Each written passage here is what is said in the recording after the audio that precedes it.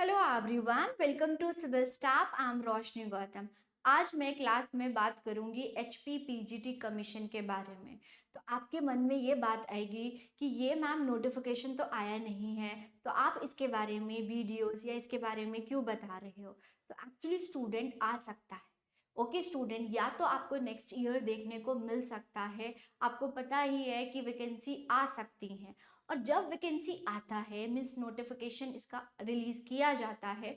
तो जो notification release किया जाता है और जब एग्जामिनेशन जो कंडक्ट करवाया जाता है, उन दोनों के बीच में बहुत जो टाइम पीरियड होता है वो बहुत कम होता है। और इतना ब्रॉड सिलेबस आप कम समय में नहीं कर सकते हो। कम समय में एक एंजाइटी होती है। आप इतना सिलेबस जो कि पीजीटी के लेवल का होता है, आपको बहुत डेप्थ में जो आपका कोर सब्जेक्ट है उसको पढ़ना होता है, और इसके लिए वक्त चाहिए स्टूडेंट। तो इसकी आप तैयारी कर सकते हो। ये इनिशिएटिव जो है सिविल स्टाफ के द्वारा लाया गया है।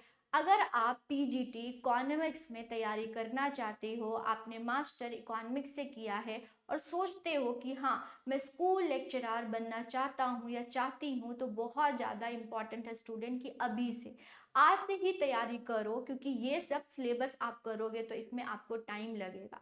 और जब ये नोटिफिकेशन आएगी तो आप बिल्कुल रेडी रहोगे। उस दौरान सिर्फ आपको रिवाइज करना होगा और आपको टेस्ट देना होगा, और आराम से आप दे सकते हो। तो ये सिलेबस जो है ये आपको करवाया जाएगा। अगर आप करना चाहते हैं तो दिए हुए नंबर पर कॉल कर सकते हैं। डेमो लेक्चर का भी लिंक, या फिर आपको डेमो लेक्चर देखना है तो भी आप लोग देख सकते हैं। तो चलिए आज की क्लास को हम स्टार्ट करते हैं कि H P P G T economic subject में क्या क्या कमीशन के द्वारा पेपर में जो सिलेबस दिया गया है वही मैं डिस्कस करूंगी, और कुछ भी और भी चीज़ें मैं आपको बताऊंगी कि आप कैसे बहुत अच्छे से तैयारी कर सकते हैं। तो चलिए स्टार्ट करते हैं कि इकोनॉमिक सब्जेक्ट में आपने क्या क्या और कैसे करना है। राइट, ये है। तो ये सब्जेक्ट जो होगा इकोनॉमिक्स का होगा। अगर देखें स्टूडेंट तो इनके द्वारा जो सिलेबस दिया गया है उसमें micro economics, macro economics, statistics, international economics, money and banking, public economics या पब्लिक फाइनेंस भी इसको बोल देते हैं, इंडियन इकोनॉमी और डेवलपमेंट इकोनॉमिक्स, ये सब यूनिट है। ओके, ये है। इसमें ना इकोनॉमेट्रिक्स नहीं है, लेकिन थोड़ा बहुत आपको इकोनॉमेट्रिक्स पता होना चाहिए, और जैसे करंट अफेयर बहुत अच्छे से आपको करके जाना चाहिए। अभी मैं प्रीवियस ईयर क्वेश्चन भी आप लोगों को करवाऊंगी, तो उसमें हम बहुत अच्छे से एनालाइज करेंगे कि कहाँ कहाँ और कैसे लेवल ऑफ क्वेश्चन, कितना डेप्थ जाके एग्जामिनर क्वेश्चन पूछ रहा है। राइट, ये सब करेंगे। लेकिन जो कमीशन के द्वारा जो सिलेबस दिया गया है वो ये यूनिट का दिया गया है स्टूडेंट। तो चलो एक एक करके हम डिस्कस कर लेते हैं। तो उनके द्वारा जो दिया गया है वही मैं यहाँ पर बताऊंगी। तो सबसे पहले इन्होंने बोला है कि बेसिक जो प्रॉब्लम है, scarcity, choice method, inductive deductive method जो होता है ये आपको पता होना चाहिए मींस इकोनॉमिक्स में। फिर इक्विलिब्रियम क्या होता है, एग्जिस्टेंस का मतलब क्या होता है, स्टेबिलिटी का मतलब क्या होता है, यूनिकनेस का मतलब क्या है, पार्शियल किसने दिया है, और जनरल इक्विलिब्रियम किसने दिया है मींस वॉलरस का और मार्शल का आपको पता होना चाहिए। फिर हम जाएंगे कंज्यूमर बिहेवियर में। कंज्यूमर बिहेवियर डिमांड से स्टार्ट करते हैं, सप्लाई बेसिकली प्रोडक्शन में आ जाता है। ठीक है, ये है। इनडिफरेंस कर्व मीन्स यूटिलिटी में आपको कार्डिनल और ऑर्डिनल, ऑर्डिनल में indifference curve, price, income, substitution effect, ये इन्होंने बोला है। स्क्लस्की थ्योरम जो है यहाँ पर डिफरेंट डिफरेंट उसके अकॉर्डिंग इन्होंने कैसा कर्व दिया है ये बोला गया है। कंपनसेशन डिमांड क्या होता है, रिवील प्रेफरेंस जो कि दिया गया है सैमुअल्सन के द्वारा, ये भी आपसे पूछा जाएगा।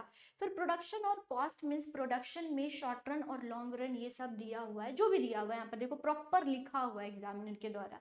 रिटर्न टू फैक्टर दिया गया, मतलब रिटर्न टू फैक्टर जो होगा वो law of variable proportion mean short run की बात है यहाँ पर, स्केल भी करना है मीन्स लॉन्ग रन भी करना है। आइसोकॉन्स क्या होता है, मतलब कि अगर हम कंज्यूमर बिहेवियर में देखें तो आईसी होता है, इसमें आइसोकॉन्स होता है। और फिर बजट लाइन या फिर आइसो जो है कॉस्ट लाइन यहाँ पर होता है, ये लिखा हुआ है। फिर मल्टी प्रोडक्ट प्रोडक्शन क्या होती है, इकोनॉमीज ऑफ स्केल या डिसइकोनॉमीज ऑफ स्केल क्या होता है, इलास्टिसिटी ऑफ सब्स्टिट्यूशन क्या होता है, ये यहाँ पर ना न्यूमेरिकल वे से आपको यहाँ पर ये चीजें करनी होगी। फिर इन्होंने प्रोडक्शन या स्टूडेंट प्रोडक्शन के टाइप्स भी इन्होंने दिया है। टेक्निकल होता है, कॉप्ड ग्लास, सीईएस और ट्रांसलोक फंक्शन जो होते हैं, मतलब टाइप ऑफ प्रोडक्शन फंक्शन इन्होंने दिया है। फिर कॉस्ट एंड रेवेन्यू आ जाएगा मीन्स ट्रेडिशनल और मॉडर्न थ्योरी ऑफ कॉस्ट दोनों दिया है, ट्रेडिशनल और मॉडर्न थ्योरी दोनों दिया है। और मार्केट्स आपको सभी मार्केट्स करने हैं, सारी मार्केट्स दिया है। ओलिगोपॉली के मार्केट दिया है, लेकिन ओलिगोपॉली में ना इन्होंने जो है वो नहीं दिया हुआ है कि थ्योरीज है, लेकिन ये अंडरस्टूड है स्टूडेंट कि आपको थ्योरीज करके ही जाना है। ठीक है, ये है। फिर हम देखिए थ्योरीज आपको बॉमल की थ्योरी, ये विलियमसन की थ्योरी, डिसीजन मेकिंग, बेसिकली इन्होंने इंडस्ट्रीज से रिलेटेड थ्योरी दिया है, तो ये आपको करना है। डिसीजन मेकिंग, गेम थ्योरी क्या होता है, अनसर्टिनिटी क्या होती है, ये सब मतलब रिस्क और अनसर्टिनिटी चैप्टर से ये है। फिर डिस्ट्रीब्यूशन थ्योरी इन्होंने दिया है, रेंट होता है, वेज होता है, प्रॉफिट होता है, इंटरेस्ट होता है, मार्जिनल प्रोडक्टिविटी थ्योरी जो होती है, ये सब दिया है। ये माइक्रो इकोनॉमिक्स में इन्होंने ये चैप्टर दिया है। प्रॉपर इन्होंने मास्टर का ही दिया है, मास्टर में जो भी चीजें आप करते हो A to Z दिया है। ठीक है, यहाँ पर फिर मैक्रो इकोनॉमिक्स की बात करें स्टूडेंट, तो स्कोप हो गया, इंपॉर्टेंस हो गया, डिफरेंसेस का, नेशनल इनकम आपको करना है, बहुत अच्छे से करना है, न्यूमेरिकल क्वेश्चन भी इसमें सॉल्व करना है। एम्प्लॉयमेंट थ्योरी, क्लासिकल केन्जियन, सेल्स लॉज क्या होता है, क्लासिकल केन्जियन का डिफरेंस बहुत अच्छे से आपने करना है। फिर कंजम्पशन इन्वेस्टमेंट क्या होता है, उनकी थ्योरीज क्या होती हैं, ये सब। कंजम्पशन की जितनी भी थ्योरी है, जैसे केन्स की थ्योरी यहाँ पर लिखा हुआ है, income hypothesis theory, marginal efficiency of capital, ये क्या होता है, मल्टीप्लायर एक्सीलरेटर थ्योरी आप करना है, प्रॉपर थ्योरीज आपने करना है। इंटरेस्ट और मनी है यहाँ पर, ये आपने करना है। इन्फ्लेशन क्या होता है, फिलिप्स कर्व की थ्योरी होती है, इन्फ्लेशन की फिलिप्स कर्व की थ्योरी दिया, ये आपने करना है। बिजनेस साइकिल की जितनी भी थ्योरीज है ये सब यहाँ पर दिया गया है, इसके अलावा भी थ्योरी होती हैं, ये भी आपको करवाया जाएगा, ये है। इकोनॉमिक पॉलिसीज क्या होती हैं, जैसे monetary fiscal policy, crowding out, ये सारे टर्म्स होते हैं। पॉलिसी मिक्स क्या होता है, ये सब आपको मालूम होना चाहिए। देखो मैक्रो इकोनॉमिक्स में प्रॉपर इन्होंने दिया है। फिर स्टैटिस्टिक्स की बात करें स्टूडेंट, तो पूरे ही मास्टर का इन्होंने सिलेबस दिया है। स्कोप क्या और लिमिटेशन, ये हो गया। सैम्पलिंग क्या होता है, ये है। DP means data presentation classification. अच्छा, इसमें ग्राफ्स वगैरह करते हो जो कि 11th क्लास में होता है, वो आपको यहाँ पर करना है। फिर central tendency, mean median mode, ये आपको करना है। और सारी ही कोटाइल, परसेंटाइल, प्रॉपर चीजें लिखी हुई है देखो यहाँ पर। मेजर ऑफ डिस्पर्जन जो होगा, ये सब आपको करना है। डिस्पर्जन जितने प्रकार के होते हैं, range, quartile deviation, mean deviation, standard deviation, ये सब आपने करना है। ओके, कोरिलेशन और रिग्रेशन, ये हो गया, ये आपने करना है, सबका फॉर्मूला करना है। ये हो गया ये न्यूटन, ये सारे आपका इंटरपोलेशन एंड एक्स्ट्रापोलेशन, ये सब आपने करना है। इंडेक्स नंबर आ जाता है, ये आपने करना है। टाइम सीरीज आपको करना है, ये भी लिखा हुआ है। और टेस्ट ऑफ सिग्निफिकेंस, मतलब कि ये आपको ना T test, Z test, chi square, parametric और नॉन पैरामेट्रिक टेस्ट होता है, ये आपको करना है। प्रॉपर सब कुछ दिया हुआ है यहाँ पर। हाँ, कुटोसिस यही देख रही थी, स्क्यूनेस और कुटोसिस भी दिया है स्टूडेंट, तो ये भी आपने करना है, ये है। फिर डेवलपमेंट इकोनॉमिक्स में आ जाते हैं। डेवलपमेंट देखो, और ग्रोथ एंड डेवलपमेंट में फर्क क्या होता है, HDI, PQLI, PPI क्या होता है, थ्योरीज, ये सब थ्योरीज आपने करना है। जो थ्योरीज लिखा है इसके अलावा भी थ्योरीज आप करके जाओ। हारेट डोमर की डेवलपमेंट मॉडल्स, ये सारे मॉडल्स जो हैं, HD model, केल्डर, Mead, solo, Rosto की मॉडल, प्लानिंग जो होती है, big push, critical effort, balance, unbalance, ये सारे करना है। रिसोर्सेज एंड पॉपुलेशन जो है, ये आपको करना है।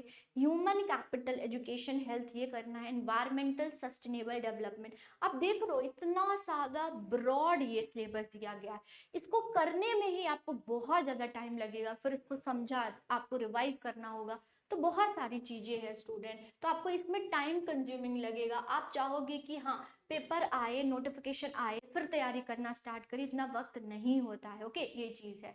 फिर इंडियन इकोनॉमी में इंडिया इकोनॉमिक हिस्ट्रिकल, वैसे यहाँ से क्वेश्चन कम आते हैं, बट फिर भी एक बार ना ओवरव्यू करके जाओगे, करंट से आपको ज़्यादा चीज़ें आनी चाहिए।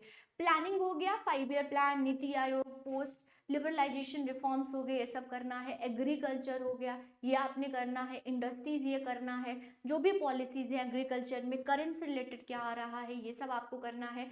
फाइनेंशियल इंफ्रास्ट्रक्चर क्या है, आपको करंट से रिलेटेड चीजें करनी है। और ये इशू जैसे कि पॉवर्टी, अनएम्प्लॉयमेंट, इनइक्वालिटी कर्व जो होता है, ये सब करना है। पॉपुलेशन, इन्फ्लेशन, ये सब आपको करना है इंडियन इकोनॉमी में। ठीक है, ये है।